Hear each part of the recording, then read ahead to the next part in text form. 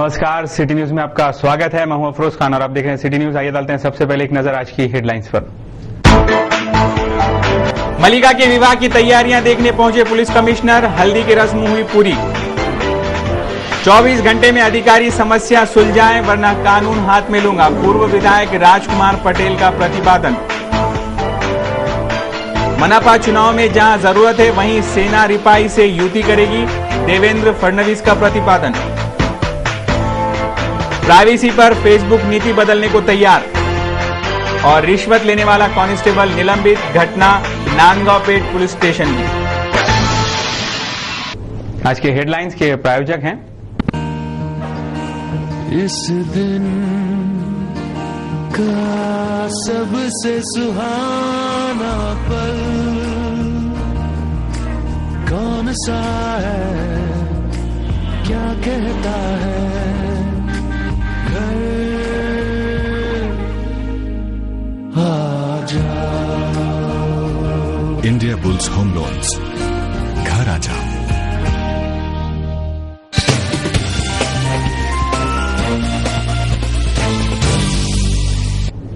City news में फिर से आपका स्वागत है। अब देखते हैं शहर का आईना एवं विस्तृत समाचार। इस बुलेटिन की शुरुआत करते हैं धारनी की खबरों से। धारनी शहर में बिजली की कटौती तथा कम वोल्टेज की परेशानी के चलते किसान आत्महत्या करने की कगार पर हैं। ऐसी गंभीर समस्या पर 24 घंटे में हल नहीं निकाला गया तो कानून हाथ में लेने की धमकी पूर्व विधायक राजकुमार पटेल ने एक मोर्चे के दौरान दी थी, जिससे अच्छी खासी खलबली मची।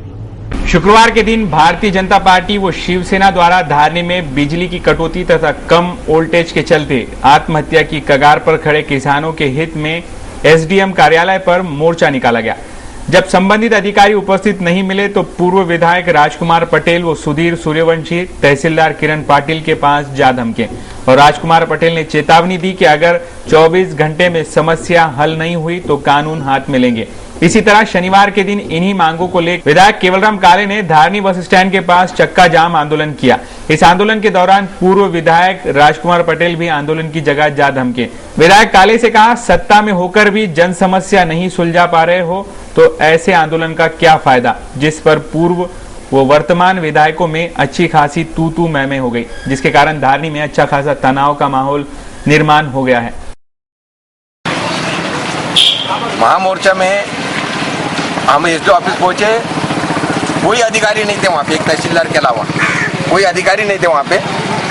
और हमने एक ही मांग रखा है उनके सामने कि कल अगर मान लो यहाँ पे एग्जीक्यूटिव इंजीनियर और एसी एमएससीबी के महावितरण के 2 अधिकारी यहाँ पे नहीं आए तो कल धारनी में कुछ भी हो सकता है। वो उनके जो एमएससीबी के जो ऑफिस है वो ऑफिस भी जल सकता है, उनके घर में भी अंगार लग सकता है। ऐसे हमने सबने निर्णय लिया है। इसी पे हो रहे अन्याय के खिलाफ आज सम्माननीय आमदार राजकुमार जी पटेल ने जो मोर्चा निकाला, वो मोर्चा आदिवासी को न्याय दिलाने के लिए था, लेकिन सरकारी कर्मचारी कोई हाजिर नहीं था, एसडीओ भी नहीं है, कोई नहीं है। इसका मतलब ये हुआ कि आदिवासी के बारे में किसको कोई चिंता नहीं है। सम्माननीय आमदार राजकुमार जी पटेल ने जो उनको अल्टीमेटम दिया है, वो अल्टीमेटम के अनुसार अब मुझे ऐसा लग रहा है कि जो यहाँ का आदिवासी शांति प्रिय था, वो शांति प्रिय आदिवासी को ये हाथ में खुद कायदा लेने के लिए ये खुद सरकार भाग गिरा रही है। और जो भी कल कुछ हो जाएगा उसको जिम्मेदार ये सरकार रहेगी, इसकी पूरी जिम्मेदारी ये सरकार। अगली खबर है, नांदगांवपेट पुलिस थाने के हेड कांस्टेबल खेत का मामला निपटाने के नाम पर 1500 रुपए की रिश्वत लेते रंगे हाथों गिरफ्तार हुए थे। दोषी हेड कांस्टेबल को निलंबित कर दिया गया है। निवासी वसंतराव डांगे का अपने ही भाई सहदेव से आपसी मतभेद था। एक दिन वसंत के खेत में रखी सोयाबीन की फसल किसी ने जला दी, जिस पर वसंत ने नांदगांवपेट पुलिस थाने में रिपोर्ट दर्ज कराई, जिसके आधार पर पुलिस ने भाई सहदेव के दीवान को गिरफ्तार कर लिया। ये देख सहदेव ने भी वसंतराव के खिलाफ रिपोर्ट दी। आपसी झगड़े का फायदा उठाने के इरादे से नांदगांवपेट पुलिस थाने के हेड कांस्टेबल मोहम्मद नासिर मोहम्मद अकबर ने कहा, अगर रिपोर्ट फड़वाना हो तो 2000 रुपये लगेंगे, जिसके बाद 1500 रुपये में सौदा तय हुआ। फिरियादी वसंतराव ने एंटी करप्शन ब्यूरो से संपर्क साध ट्रैप लगाया। ट्रैप के अनुसार 1500 रुपये लेते रंगे हाथ हेड कांस्टेबल को गिरफ्तार किया गया था। तहकीकात के बाद दोषी पाए गए हेड कांस्टेबल को निलंबित कर दिया गया है। इस विषय पर हमारे संवाददाता ने डीवाईएसपी देशपांडे से विस्तृत जानकारी ली। अगली खबर है, शंकर बाबा पापड़कर की मानस पुत्री के विवाह पूर्व होने वाली तैयारियों का जायजा लेने पुलिस कमिश्नर अमितेश कुमार हनुमान व्यायाम प्रसारक मंडल के प्रांगण में पहुंचे और इस पूरे प्रांगण के जायजा लेने के बाद पुलिस कमिश्नर अमितेश कुमार के घर पर हल्दी की रस्म पूरी की गई। स्वर्गीय अंबादास पंत वैद्य अपंग बाल गृह वज्जर फाटा अचलपुर के अपंग अनाथ बच्चों के पिता कहलाने वाले शंकर बाबा पापड़कर की 15वीं मानस कन्या सो मलिका का विवाह सुभाष नेरकर तारखेड़ा के ज्येष्ठ पुत्र आशीष नेरकर के साथ तय किया गया। इनका विवाह 13 नवंबर के दिन शाम 5:21 पर हनुमान व्यायाम प्रसारक मंडल परिसर में आयोजित किया गया है, जिसमें कन्यादान पुलिस कमिश्नर अमितेश कुमार तथा पत्नी सो अपर्णा अमितेश कुमार द्वारा किया जाएगा। इस विवाह समारोह से पूर्व विवाह की तैयारियों का जायजा पुलिस कमिश्नर ने खुद किया।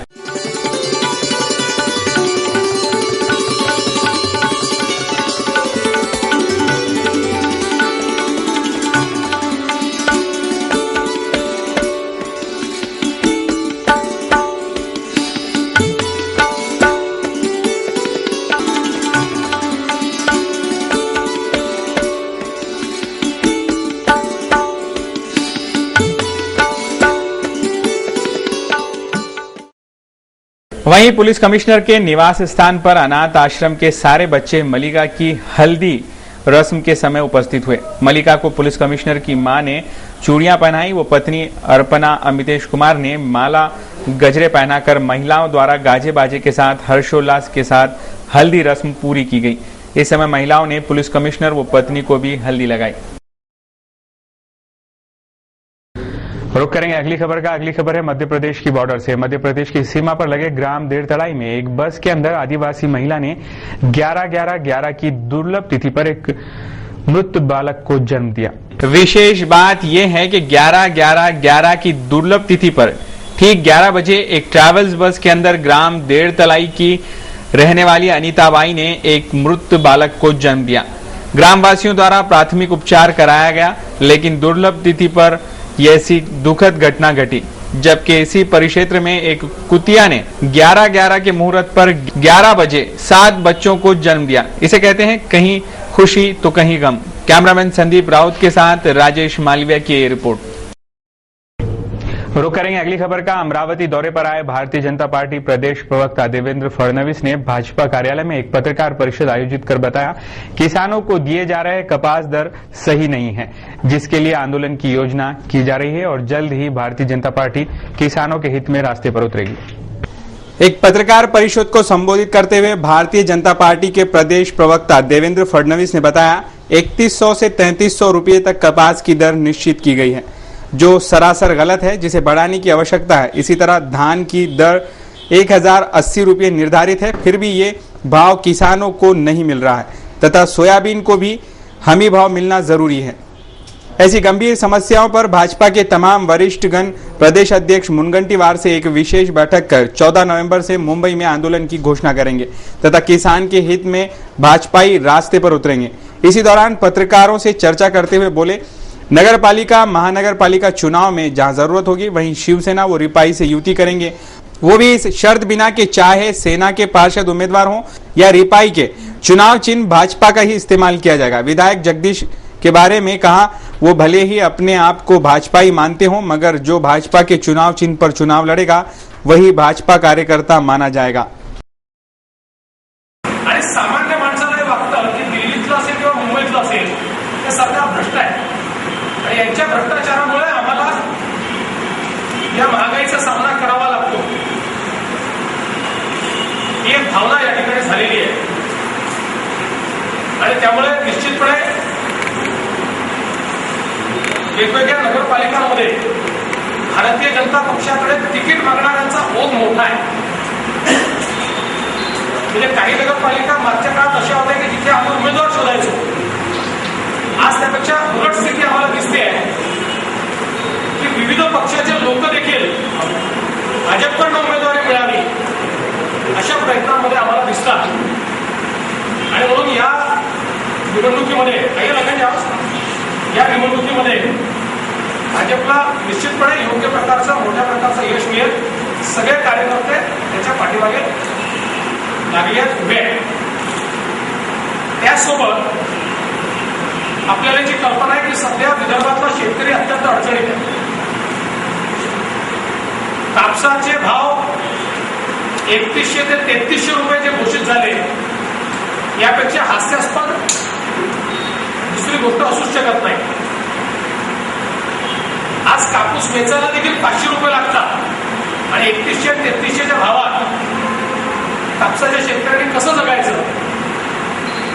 मुख्यमंत्री असं म्हणतात की आम्ही केंद्राशी बोलू, तर कुठलंही ठोस आश्वासन या संदर्भात ते देत नाही. कालही ते असं बोलले की हे भाव आम्हालाही कमी वाटतात, पण आम्ही याच्या रुक करेंगे अगली खबर का. अगली खबर है आगामी मनपा चुनाव को ध्यान में रखते हुए अब रिपाई ने भी अपने हौसले बुलंद कर लिए हैं. हाल ही में शेगांव परिसर में लिए गए एक बैठक में डॉक्टर राजेंद्र गवई ने कार्यकर्ताओं को चुनावी मैदान में उतरने की बात कही. आगामी महानगर पालिका चुनाव को ध्यान में रखते हुए रिपब्लिकन पार्टी ऑफ इंडिया ने भी अब अपने हौसले बुलंद किए हैं. मनपा के प्रभाग क्रमांक 1 शेगांव से अपने चुनावी अभियान का शुभारंभ करके रिपाई भी अब चुनाव में सक्रिय हो गई है. स्थानिक शेगांव परिसर में रिपाई के शहर उपाध्यक्ष किशोर गोस्वामी ने एक कार्यकर्ता बैठक आयोजित की थी. इस बैठक में रिपाई के राष्ट्रीय सरचिटनीस डॉक्टर राजेंद्र गवई ने कार्यकर्ताओं को संबोधित किया. शेगांव कई सुविधाओं से तथा योजनाओं से अब तक वंचित है तथा बिजली, पानी, रास्ते, घर, स्वास्थ्य आदि असुविधाओं के घेरे में है. शेगांव से अगर रिपाई का उम्मीदवार चुनकर आता है तो प्रभाग के सभी समस्याओं का निराकरण होगा, ऐसा प्रतिपादन भी डॉक्टर गवई ने किया. इस बैठक के दौरान रिपाई के शहर उपाध्यक्ष किशोर गोसावी तथा पत्नी आशा किशोर गोसावी के सामाजिक कार्य को ध्यान में लेकर डॉक्टर गवई इनका अभिनंदन भी करना न भूले. इस अवसर पर रिपाई के शहर अध्यक्ष भूषण बंसोड़, प्राध्यापक भाऊ टेंगारे, संजय महाजन तथा शेगांव के रिपाई कार्यकर्ता बड़ी संख्या में उपस्थित थे. रुख करेंगे फिर से धारनी का. धारनी से 12 किलोमीटर दूरी पर ग्राम दूनी के पुलिस पटेल ने पड़ोसी शादीशुदा महिला के साथ छेड़खानी किए जाने पर उसी गांव की पंचायत ने पुलिस पटेल को 5051 रुपए का दंड दिया और ग्रामवासियों के लिए बकरा पार्टी करने का आयोजन का फरमान भी जारी किया. धारनी तहसील से 12 किलोमीटर की लगभग दूरी पर ग्राम दूनी ये गांव स्थित है. यहाँ के पुलिस पटेल ने पड़ोसी शादीशुदा महिला के साथ छेड़खानी करने का आरोप लगाया गया था, जिस पर इसी गांव की पंचायत ने पुलिस पटेल से 5051 रुपए का दंड वसूल कर ग्रामवासियों को इस पुलिस पटेल द्वारा बकरा पार्टी देने का आयोजन किया. इस तरह की घटनाएं आदिवासी गांवों में घटती हैं, जिस पर पंचायत फैसला लेती है, लेकिन इस तरह की शिकायतें पुलिस तक नहीं पहुंचती और न पुलिस थानों में इसके ऊपर कोई कार्रवाई की जाती है. धारनी से हमारे संवाददाता राजेश मालविया की रिपोर्ट. बढ़ते हैं अगली खबर की ओर. आगामी मनपा चुनाव में अब पूरी तरह से सक्रिय रहने तथा चुनाव में अपने उम्मीदवार खड़े करने के उद्देश्य से अमरावती जन विकास वार्ड सुधार समिति की स्थापना की गई, जिसमें रहमत खां उर्फ रम्मू की अध्यक्ष पद पर नियुक्ति की गई है. आगामी महानगर पालिका चुनाव में अब पूरी तरह से सक्रिय रहने तथा अपने उम्मीदवार चुनावी मैदान में उतारने के उद्देश्य से ताजनगर नंबर 2 के कार्यकर्ताओं ने अमरावती जन विकास वार्ड सुधार समिति की स्थापना की है. इस समिति की नवनिर्वाचित कार्यकारिणी हाल ही में जाहिर की गई, जिसमें सामाजिक कार्यकर्ता रहमत खान उर्फ रम्मू इनके अध्यक्ष पद पर नियुक्ति की गई तथा इब्राहिम खान उर्फ इब्बू इनकी उपाध्यक्ष पद पर, तस्लीम सिद्दीकी की सचिव पद पर और पंकज माहौरकर की सह सचिव पद पर नियुक्ति की गई. अमरावती जन विकास वार्ड सुधार समिति की नवनियुक्त कार्यकारिणी गठित होते ही सभी कार्यकर्ताओं में खुशी की लहर दौड़ गई. इस वार्ड सुधार समिति के माध्यम से अमरावती के सभी वार्ड में विभिन्न समस्याओं का जायजा लेकर जन जागृति कार्यक्रम भी चलाया जाएगा तथा बिजली, रास्ते, पानी, साफ सफाई के आधे अधूरे कामों पर रोशनी डाल के मनपा प्रशासन को नींद से जगाया जाएगा. ऐसी जानकारी अमरावती जन विकास वार्ड सुधार समिति द्वारा दी गई है. रुक करेंगे अगली खबर का. अगली खबर है आपसे संबंधित यानी फेसबुक के उपभोक्ताओं की. प्राइवेसी यानी निजात की वकालत करने वाले लोगों ने इस खबरों का स्वागत किया है कि फेसबुक ने फैसला किया है कि वो अपने सदस्यों की निजी सूचनाओं में कोई परिवर्तन स्वीकृति के बाद ही किया जाएगा. सोशल नेटवर्किंग साइट फेसबुक ने पहले घोषणा की थी कि वो सदस्यों की स्वीकृति के बिना ही ये परिवर्तन कर देंगे. रिपोर्ट में कहा गया है कि फेसबुक ने यह भी मंजूर कर लिया है कि वो सदस्यों की प्राइवेसी या निजात को लेकर किसी भी स्वायत्ता संस्था से अगले 20 साल ऑडिट करवाता रहेगा. रिपोर्ट के अनुसार एफटीसी ने फेसबुक को परिवर्तन से पहले अपने सदस्यों की स्वीकृति लेने के तरीकों के बारे में कई सुझाव नहीं दिया है. लंदन में निजात के लिए काम करने वाली एक संस्था प्राइवेसी इंटरनेशनल ने कहा है कि फेसबुक अपने कामकाज में पारदर्शिता को लेकर ऐतिहासिक रूप से थोड़ा अड़ियल रहा है। इसीलिए हम इन उपायों का स्वागत करते हैं जिसकी वजह से उसे अपने सदस्यों की स्वीकृति लेने को बाध्य होना पड़ा। संस्था का कहना है कि हालांकि FTC के कदम से फेसबुक के उन प्रयासों पर आंशिक रूप से ही रोक लगाएगी जिसमें वो अपने सदस्यों की सारी जानकारी हासिल कर लेना चाहता था। प्राइवेसी इंटरनेशनल का कहना है कि यह संभव है कि जब छोटे छोटे अक्षरों छपे ढेर सारे पन्नों के जरिए किसी परिवर्तन के लिए स्वीकृति मांगी जाए तो हो सकता है कि ज्यादातर सदस्य इसकी स्वीकृति दे दें और हर स्वीकृति के साथ हम जुकरबर्ग के उस सपने के करीब पहुंचते जाएंगे जहां निजात रहित भविष्य है। हालांकि पिछले हफ्ते एक टीवी शो में जुकरबर्ग से निजात यानी प्राइवेसी के बारे में सवाल पूछा गया था तो उन्होंने कहा था फेसबुक पर आपने जो कुछ भी साझा किया है उस सब पर आपका अधिकार है और आप जब चाहें उसे हटा सकते हैं। उनका कहना था कि दूसरे सर्च इंजन और विज्ञापन नेटवर्क कुकीज के जरिए जो जानकारियां इकट्ठा कर लेते हैं वो फेसबुक की तुलना में बहुत कम पारदर्शी है। उल्लेखनीय है कि वर्ष 2009 से अब तक कई शिकायतें की जा चुकी हैं कि फेसबुक अपने उपभोक्ताओं के अधिकार की रक्षा नहीं कर रहा है और उसकी निजात की रक्षा नहीं हो रही है। फेसबुक का दावा है कि उसके 80 करोड़ उपभोक्ता हैं जिन्होंने पिछले एक महीने में कम से कम एक बार फेसबुक का उपयोग किया है। रुक करेंगे अगली खबर का। अगली खबर है जिला स्त्री रुग्णालय यानी डफरिन से। डफरिन में गुरुवार शाम 6 बजे वार्ड नंबर 3 में पीओपी की 3 बाय 3 फुट की पीओपी की प्लेट नीचे गिर जाने से कई मरीज बाल बाल बच गए। इस घटना में वार्ड में प्रसूति के लिए दाखिल वनीता सुरेश आमझरे और लीला विष्णु डोई फोड़े बाल बाल बची। इनमें से भी लीला अपना सामान जमा करने में व्यस्त थी। वो 1-2 फुट भी आगे रहती तो प्लास्टर ऑफ पेरिस की मोटी शीट उनके सर पर गिरती, सिर फूट जाता। उल्लेखनीय है कि वार्ड की छत की अनेक शीट्स अनेकों दिनों से जर्जर हो चली है, उन्हीं में दरारें पड़ी है। वार्ड में कई महिलाएं भर्ती हैं, अधिकांश की हाल ही में प्रसूति होने से उनके बच्चे भी हैं। सबसे बड़ी बात यह है कि कुछ साल पहले 1.25 करोड़ रुपए खर्च कर अस्पताल के कई वार्डों का नूतनीकरण किया गया था। ये भी बता दें कि वार्ड नंबर 3, 4, 5 का मरीजों की देखरेख का जिम्मा अकेली नर्स मानोटकर पर है। रुक करेंगे अगली खबर का। अगली खबर है काकड़ा आरती समापन पर स्थानीय अंबा देवी संस्था की ओर से एक भव्य शोभा यात्रा निकाली गई जिसने शहर के विभिन्न इलाकों में घूमने के बाद इसका समापन किया गया।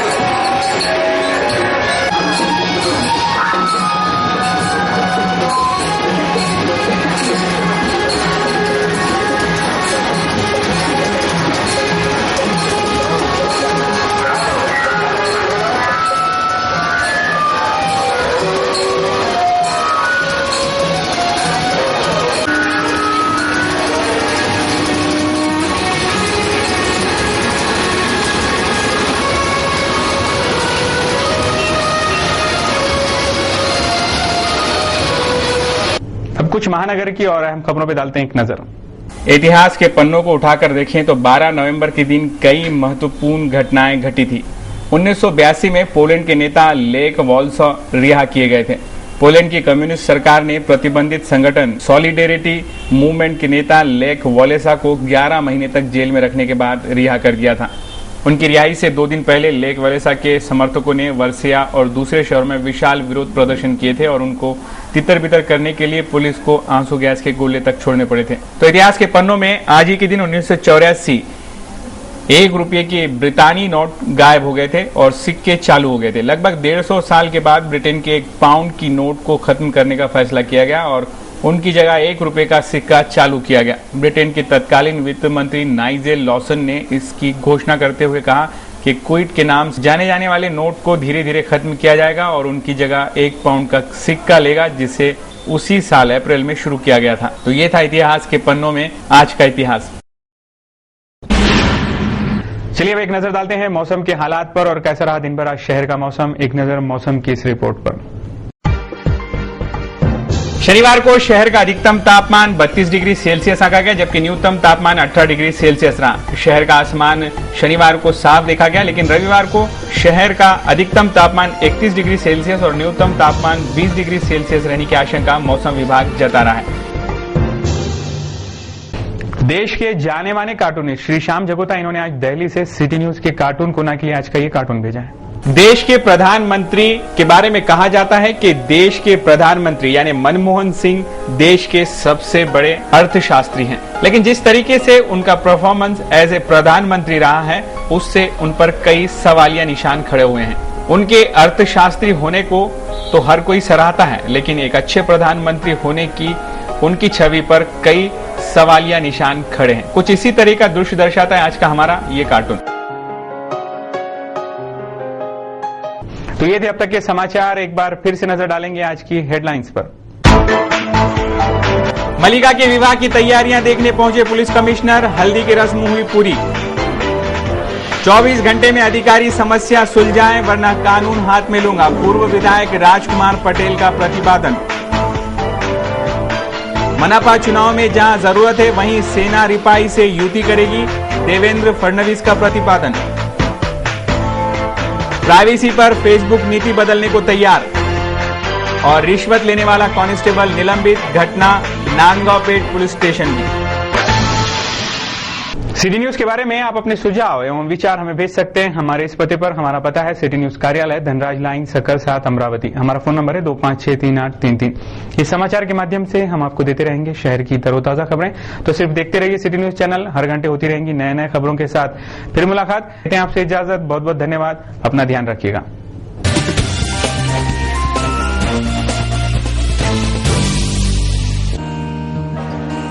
इस दिन का सबसे सुहाना पल कौन सा है, क्या कहता है घर आ जाओ। India bulls home loans,